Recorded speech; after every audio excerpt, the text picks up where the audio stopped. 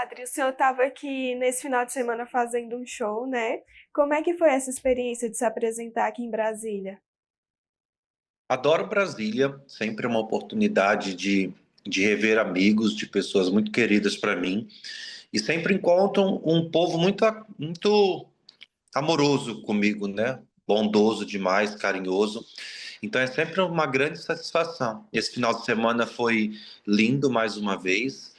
A gente teve a oportunidade de fazer 3 sessões aqui, maravilhosas, né? E espero voltar em breve. Maravilha! E como que surgiu essa ideia do show? A gente sempre teve a vontade de fazer com que as pessoas me conhecessem além da internet. Então era uma vontade minha. Porque algumas pessoas viam vídeos assim de forma aleatória, né? E eu acredito muito que um vídeo ele não diz nada sobre a pessoa. Eu queria que as pessoas conhecessem mais do Padre Patrick.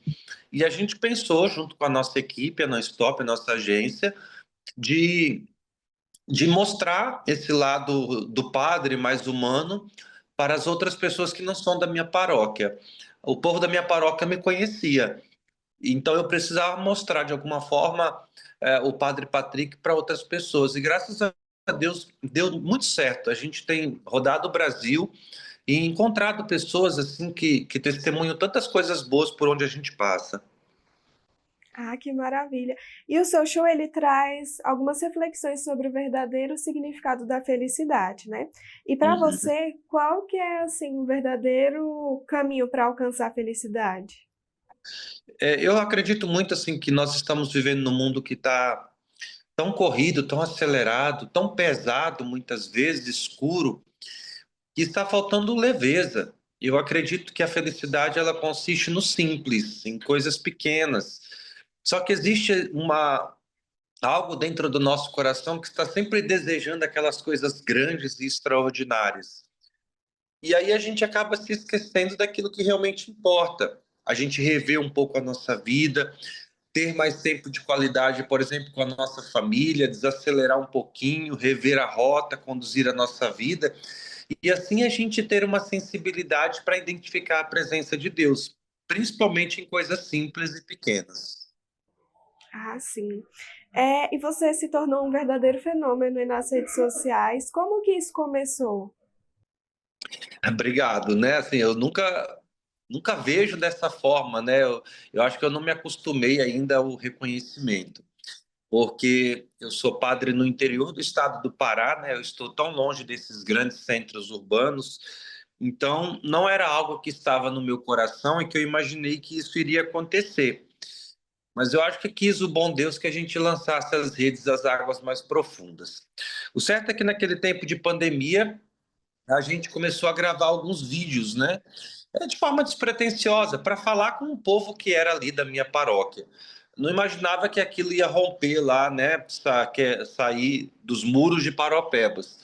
E esses vídeos foram se espalhando, eu acho que as pessoas se identificavam com um padre falar certas coisas, né? Isso causava um certo interesse e até o ponto de chegar onde estamos. Mas ainda assim, eu sou muito, eu me vejo assim de diversas vezes muito surpreso com tudo isso. Não me acostumei com isso ainda não. Ah, sim, certo. E você teve algum problema para lidar com essa questão das redes sociais, em relação a alguns colegas, né, que são padres também, que são mais conservadores, ou foi tudo bem tranquilo? Tranquilo, acho que não é a palavra, né? Mas graças a Deus eu tenho um bom relacionamento com os padres. Eu ainda sou coordenador dos padres da minha diocese e isso foi por votação, né? Foi eles que me escolheram como representantes deles. E eu procuro ter uma boa relação, procuro sempre que posso e que me tem tempo também celebrar missa aí nas paróquias pelo Brasil, até para que os padres vejam, né, que o meu ministério é o que é o principal, que eu gosto de celebrar missa e estar presente. E todas as vezes que de alguma forma você precisou chamar minha atenção por algo, eu nunca fui uma pessoa fechada, pelo contrário, né? Eu vejo sempre uma oportunidade de recomeço, de correção, mas com os padres em si eu nunca tive dificuldade. É claro que a internet, ela a gente encontra tudo, né? Ao mesmo tempo que eu encontrei muitas pessoas boas, eu também tive que lidar com muitas pessoas que pegam pesado demais. Eu não consigo normalizar assim, alguém me odeia sem nunca ter falado comigo, estado na minha presença, né? Para mim não é comum, não é normal isso. Mas a gente vai trabalhando isso também, tentando mostrar para as pessoas que não somos como ela nos define. Mas às vezes é impossível, né? E a gente reza. Sim. E como é que você lida com esses comentários negativos? É assim, é difícil, né? É como eu disse anteriormente. Claro que me entristece muito, eu não consigo simplesmente ignorar. Eu admiro quem faz isso, mas para mim o processo não é desta forma, porque eu começo a me culpar mesmo, ainda que eu sei que aquilo define muito mais a pessoa do que eu mesmo, mas eu começo a me questionar muito a respeito disso. Só que, ao mesmo tempo, eu me deparo com tanto carinho, que é infinitamente maior, que eu começo a pensar, eu acho que é nisso aqui que eu tenho que gastar minhas forças, não naquelas pessoas que decidiram pensar isso a meu respeito. Sim. E o senhor já chegou a sofrer algum tipo de assédio por meio das redes sociais e depois de ficar conhecido ou não? Sempre tem, assim, mas não é algo também assim que eu fico me incomodando por isso, não. Eu sempre procuro, assim, trazer uma leveza a diversas situações. Se não fugir do controle, assim, de faltar com respeito e tudo mais, eu levo isso na esportiva, dou gargalhada, alguma coisa do tipo. Não perco a minha paz por conta disso, não, né?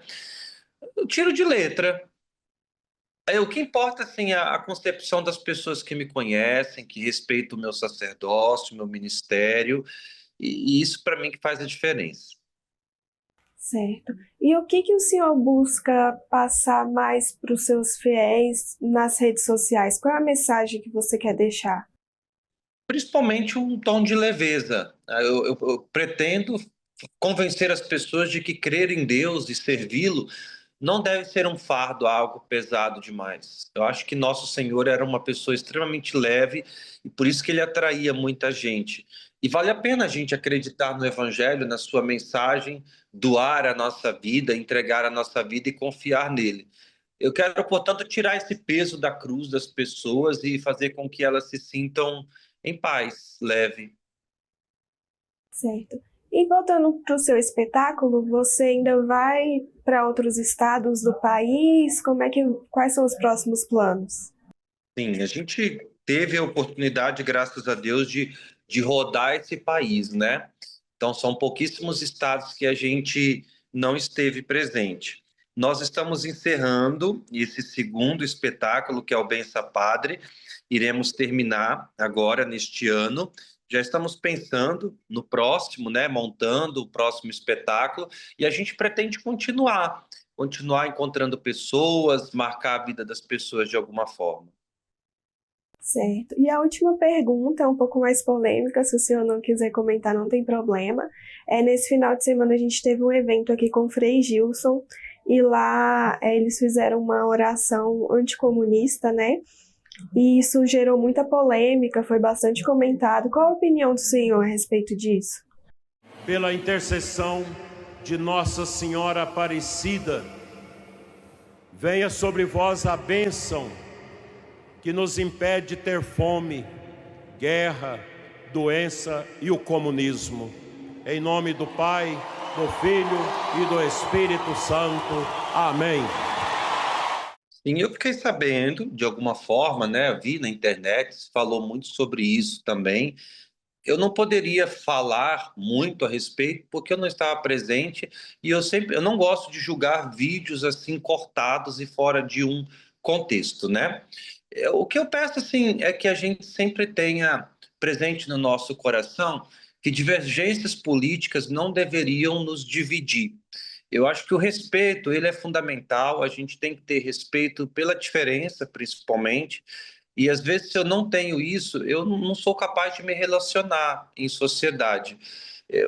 Quem pensa diferente de mim politicamente, religiosamente, não deve ser meu inimigo. Deve ser uma pessoa que está somando junto comigo, que está trabalhando para construir um mundo melhor, um mundo mais justo para todos, né? E essa é a minha concepção, que isso não cause divisões dentro da igreja, que isso não cause divisões entre os cristãos, mas que a gente possa ter presente no coração que quem pensa diferente a nós não é o nosso inimigo. Sobre o comunismo, como eu disse, né, não estou julgando a fala da oração, porque eu não estava presente, eu não vi.